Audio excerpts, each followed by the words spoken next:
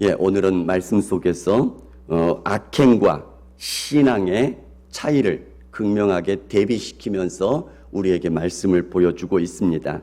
엘리의 아들들과 어린 사무엘입니다. 엘리의 아들들은 행실이 나빠 여호와를 알지 못하더라. 이렇게 지금 성경은 평가를 내리고 있습니다. 그러면서 구체적인 악행의 예들을 들고 있죠. 첫 번째는 재물에 고기를 삶을 때에 3살 갈고리를 넣어서 걸리는 대로 가져갔다. 이렇게 얘기를 합니다. 이게 왜 악행이냐면 원래 제사장들은 화목 제물을 드릴 때에 제사장 몫이 율법에 정해져 있습니다. 레위기 7장이나 신명기 18장에 보면은 가슴살과 그 다음에 우편 뒷다리 이렇게 제사장 몫이 따로 딱 정해져 있죠. 그런데 3살 갈고리를 가지고 걸리는 대로 가져갔다. 이 말은 여호와의 율법을 무시한 것이죠. 뿐만 아니라 3살 갈고리이기 때문에 한 개가 걸리는 게 아니라 3개가 다 걸릴 수도 있겠죠. 뭐죠? 욕심이죠. 이런 것들이 악행이란 얘기입니다. 또 두 번째로 예를 들면서 설명하는 것이 뭐냐면 제물의 기름을 태워드리기 전에 삶지 않는 날고기를 가져간다. 제사 드리는 사람이 반드시 기름을 먼저 태워드린 후에 가져가라 하면은 강제로 빼앗아 갔다는 얘기입니다. 이것도 무슨 얘기냐면 율법에 분명히 말씀합니다. 기름을 태워드린 후에 그리고 삶은 고기를 가져가는 것으로 이렇게 규정이 되어 있는데 그 율법의 말씀을 무시하는 것이죠. 뿐만 아니라 이 소년들의 죄가 크면 그들이 여호와의 제사를 멸시하였음이라. 아까 말씀드린 것처럼 여호와의 제사를 멸시하였다. 이 말은 무슨 얘기냐면 하나님의 율법의 말씀을 무시한 거죠. 율법의 말씀에 다 말씀에 놓고 있는데 그걸 무시한 거죠. 그러면 그 말씀을 주신 율법을 무시했다는 얘기는 그 말씀을 주신 하나님을 무시한 것이란 얘기입니다. 결국은 여호와의 제사를 멸시했다. 이 말은 여호와를 멸시한 겁니다. 여호와를 인정하지 않기 때문에 이 소년들의 죄가 크다라고 얘기를 합니다. 심지어는 회막문에서 수종드는 여인들과 동침했다. 이렇게 죄악을 말하고 있죠. 아버지 엘리 제사장이 너희가 어찌하여 이런 악행을 행하느냐? 내 아들들아 그러하지 말라라고 얘기를 하죠. 그러나 그들이 자기 아버지의 말을 듣지 않았다라고 얘기를 합니다. 그 이유를 말씀하시는데 여호와께서 그들을 죽이기로 뜻하셨다. 이렇게 설명을 하고 있죠. 결과적으로는 어떻게 되냐면 블레셋과의 전쟁에 이 두 아들들 홈리와 비느하스가 하나님의 법궤를 앞세워서 나갔다가 이 하나님의 법궤도 빼앗기고 그들도 그 전장에서 죽임을 당합니다. 그리고 결국은 하나님의 이 경고의 말씀대로 심판을 받게 되어서 비참한 결과를 맞이하게 되어지죠. 또 이 소식을 전해 들은 아버지 엘리 제사장조차도 의자에 앉아 있다가 뒤로 떨어져서 목이 부러져 죽었다. 이렇게 성경은 말씀하고 있습니다. 이것이 바로 행실이 나빠 여호와를 알지 못했던 그 홈리와 비느하스 엘리 제사장의 아들들의 결과이고 그 가정의 결과가 되어버렸습니다. 그러나 그와 반대로 어린 사무엘은 11절에 보면 그 아이는 제사장 엘리 앞에서 여호와를 섬기니라 이렇게 말씀하고요. 18절에 사무엘은 어렸을 때에 세마포 옷을 입고 여호와 앞에서 섬겼더라 이렇게 설명하고 있고요. 21절에 아이 사무엘은 여호와 앞에서 자라니라. 또 26절에 아이 사무엘이 점점 자라매 여호와와 사람들에게 은총을 더욱 받더라. 이렇게 말씀하고 있습니다. 그 결과 이 사무엘의 가정에 어떤 축복이 임하게 되어지냐면 그 당시에 이상이 희귀할 때다라고 얘기를 하죠. 하나님의 말씀이 들려지지 않을 때란 얘기입니다. 그런데 이 어린 사무엘에게 하나님의 음성이 들리고 하나님의 말씀이 주어지게 되어집니다. 심지어는 엘리 제사장에게조차도 하나님의 말씀이 이상이 들려지지 않을 그때에 어린 사무엘에게 하나님께서 인정하시고 이 사무엘을 만나주시고 이 사무엘에게 말씀해 주시더란 얘기죠. 그 다음에 이 어린 사무엘과 이 한나의 가정을 보면서 엘리 제사장의 마음속에 그런 마음이, 그런 감동이 일었던 것 같습니다. 이 가정을 위해서 엘리가 기도를 해주죠. 그러자 여호와께서 한나를 돌보셔서 그로 하여금 임신하여 세 아들과 두 딸을 더 낳게 해주셨다. 이런 축복을 허락해 주십니다. 또 우리가 너무 잘 아는 것처럼 온 이스라엘 백성들이 사무엘이 하나님의 선지자임을 알게 되었다라고 얘기를 하고 있죠. 그래서 이 사무엘은 마지막 사사의 역할을 했고 첫 번째 선지자가 되는 영광을 안게 되었고요. 뿐만 아니라 다윗의 머리에 기름을 붓고 이스라엘의 왕으로 세우는 역할을 감당하는 영광까지 누리게 되더란 얘기입니다. 극명하게 이 두 아들들이 대비가 되어지죠. 엘리의 아들들과 어린 사무엘입니다. 결과도 완전히 대비가 되어버리죠. 자, 그러면 무엇이 이렇게 이들의 극명한 반대의 길을 걸어가게 만들었냐?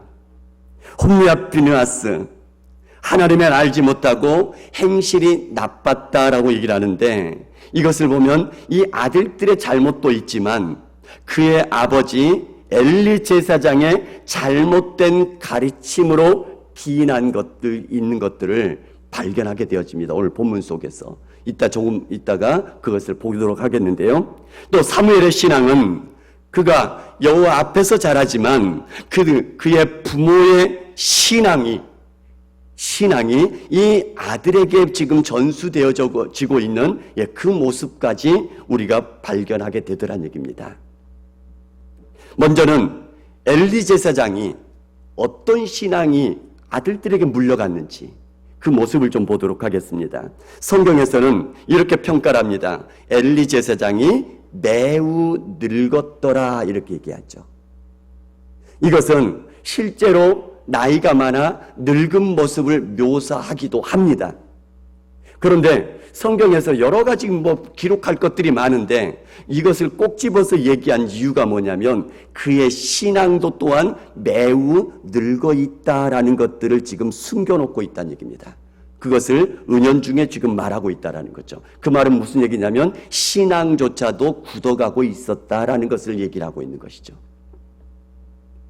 아들들이 온 이스라엘에 행한 모든 일과 회망을 해서 수종드는 여인들과 동침함을 이 엘리 제사장이 들었다라고 얘기를 하죠. 그러면서 그 아들들에게 얘기를 합니다. 너희가 어찌하여 이런 일을 행하느냐? 내 아들들아 그러하지 말라라고 얘기를 하죠. 만류하는 것처럼 보이죠. 그렇지만 또 다른 뉘앙스들을 우리가 찾아볼 수 있습니다. 내가 너희 악행을 모든 백성에게 듣노라 라고 얘기를 합니다. 내게 들리는 소문이 좋지 아니하니라 라고 얘기를 합니다. 너희가 여호와의 백성으로 범죄하게 하는도다 이렇게 말씀하고 있습니다.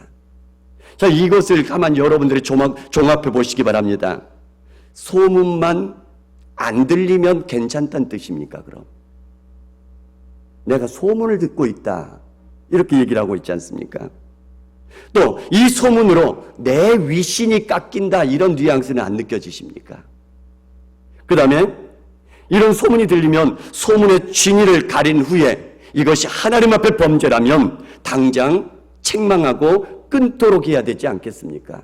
특히 제사장이라면 율법에 의하면 그 제사장직을 반드시 파해야만 됩니다. 이게 율법입니다.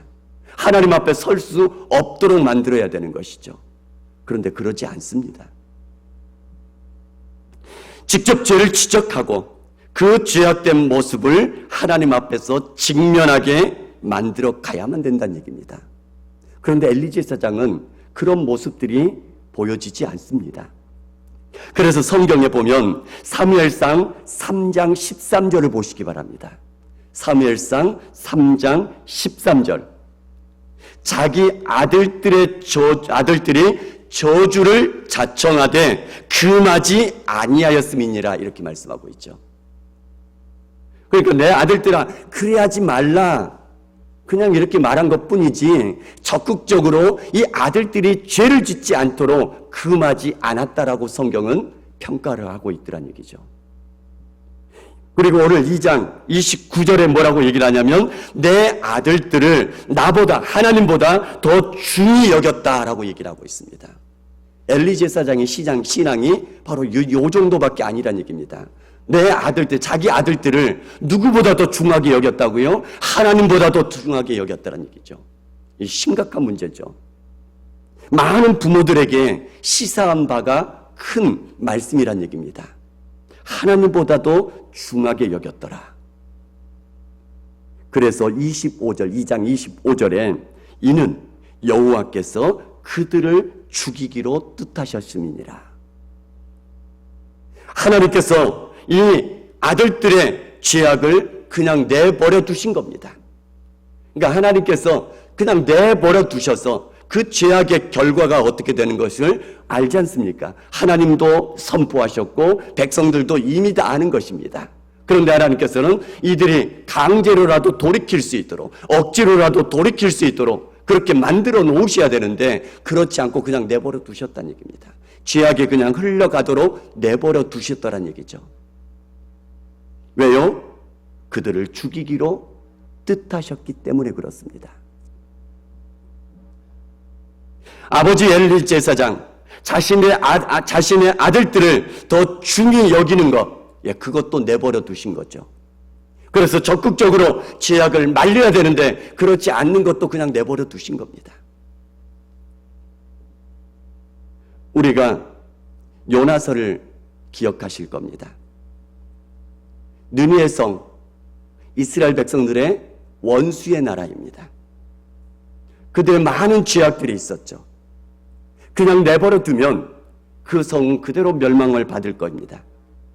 그런데 하나님께서 뭐 하시는 거죠?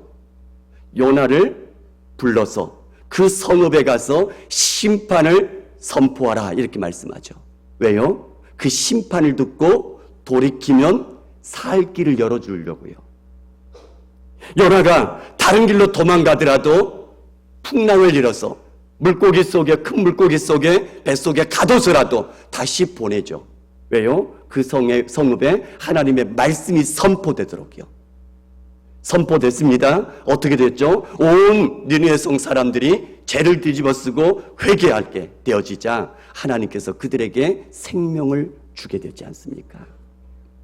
엘리 제사장이 만약에 자기 아들들의 죄악을 가지고 선포했더라면요, 하나님의 말씀을 선포했고 하나님의 심판을 선포했더라면, 적극적으로 그렇게 하지 않아야 된다고 말했더라면요, 엘리 제사장이 하나님을 더 중히 여기고 하나님의 말씀을 더 중히 여겼더라면요, 아들들이 죽지 않았을 겁니다. 엘리 자신의 그 가문이 멸망당하지 않았을 거 아니겠습니까? 하나님께서는 내버려 두신 겁니다.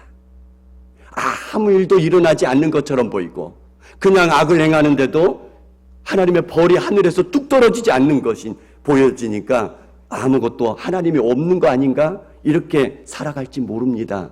그러나 이것이 가장 큰 저주인 것을 늘 깨달으시기 바랍니다.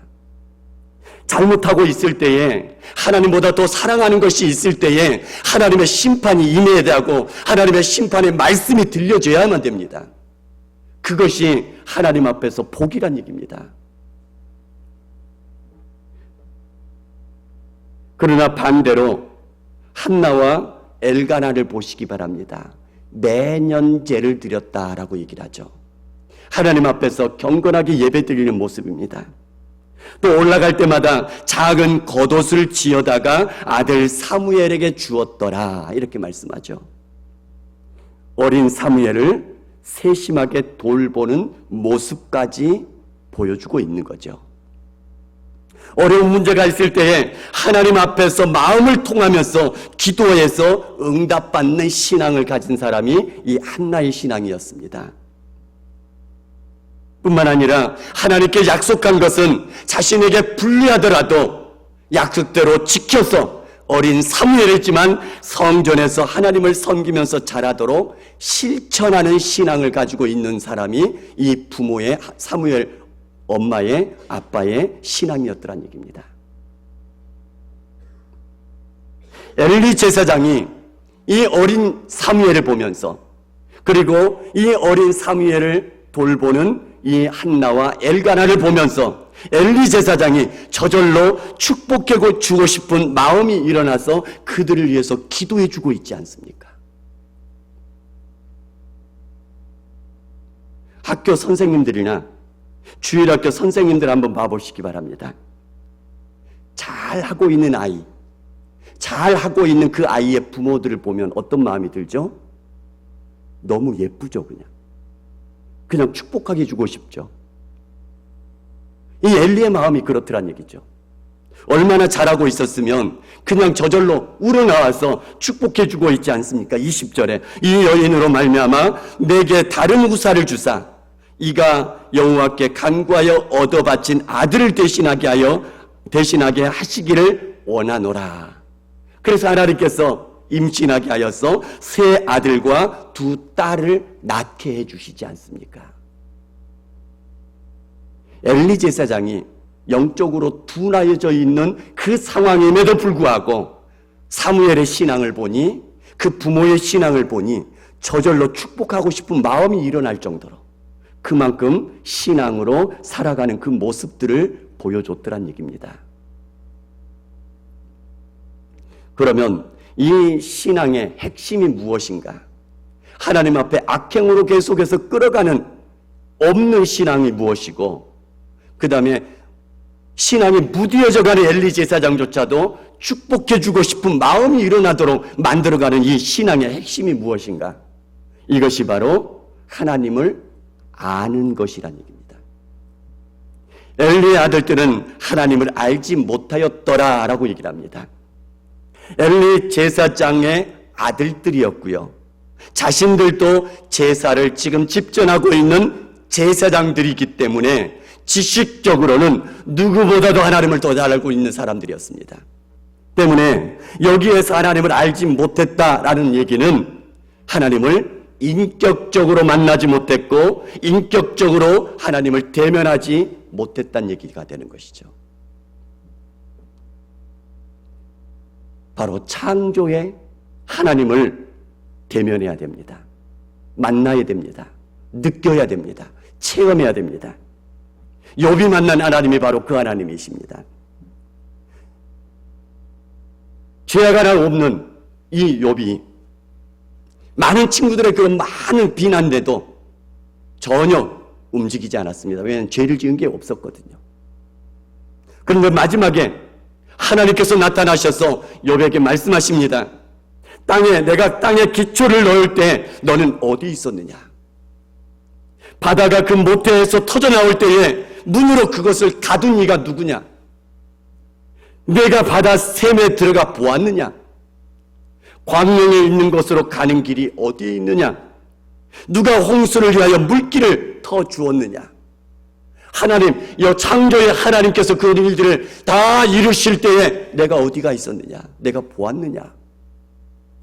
그 창조의 하나님의 위대하심 앞에 맞닥뜨릴 때에 드디어 욥이 하나님 앞에 엎드려서 회개하기 시작합니다.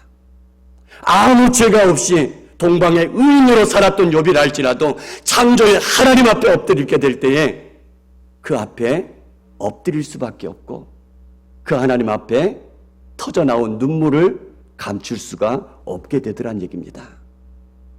그 창조의 하나님, 능력의 하나님, 위대하신 하나님 앞에 우리가 설 수 있어야 됩니다. 그 하나님 앞에 눈물을 흘리며 감격하며 엎드릴 수 있어야 된다는 얘기입니다. 이것이 없다면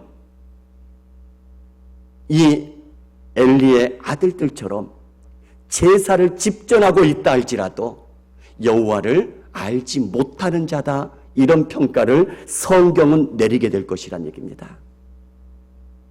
또 어떤 하나님을 만나야 되냐면 능력과 위엄의 하나님을 만나야 됩니다. 똑같은 말씀입니다만 바로 하박국이 만난 그 하나님이십니다. 여호와의 영광이 세상에 가득한 것을 보아야 될 것이고요, 성전에 계신 여호와 앞에서 온 땅이 잠잠해지는 그 모습들을 체험할 수 있어야 될 것입니다. 그래서 더딘 것 같지만 악인들이 반드시 하나님 앞에 심판을 받을 것이라는 것이 느껴지고, 지금 당장은 어려운 것 같지만 믿음으로 여전히 그 어려움 중에서도 지켜내고 있는 그 사람들은 하나님께서 그 믿음으로 말미암아 살게 해주시는 그 하나님을 만나야 되고 체험해야 된다는 얘기입니다. 그 하나님을 만나게 되니 하박국이 뭐라고 얘기를 하죠? 무화과 나무에 열매가 없고, 쭉 우리가 잘 아는 그 찬양을 하지 않습니까? 아무것도 없을지라도 오직 여호와로 말미암아 내가 즐거워하고 여호와로 말미암아 내가 기뻐하겠습니다. 이러한 찬양과 이러한 고백이 터져 나오게 되더란 얘기입니다. 이런 하나님을 여러분들이 만날 수 있기를 바랍니다. 그 하나님을 만나는 것, 여러 번 우리가 함께 말씀을 나눈 것처럼 하나님을 경외하는 마음이 필요하다는 얘기입니다.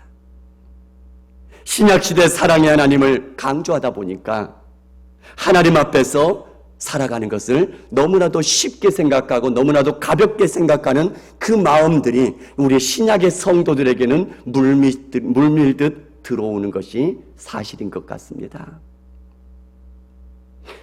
경외라는 것은 다시 말씀드립니다, 하나님을 지극히 사랑하는 마음입니다. 그러면서 동시에 하나님을 두려워하여 함부로 하지 않는 마음입니다. 이 두 가지 마음이 동시에 균형을 맞춰서 있는 것이 경외라는 것입니다. 우리 모두 하나님을 기쁘시게 할 수 있는, 하나님을 경외하는 마음으로 하나님을 뜨겁게 만나고 체험하는 그 믿음과 신앙으로 하나님 앞에서 머리 숙여 나갈 수 있는 그런 하나님의 사람들, 하나님을 진정으로 아는 사람들 다 될 수 있기를 주님의 이름으로 축복합니다. 하나님을 알고 섬기는 여러분, 하나님을 알고 섬기는 여러분들의 가정들, 하나님을 알고 섬기는 여러분들의 자녀들, 하나님께서 반드시 복되게 하시는 그 가정들 다 될 수 있기를 주님의 이름으로 축복합니다.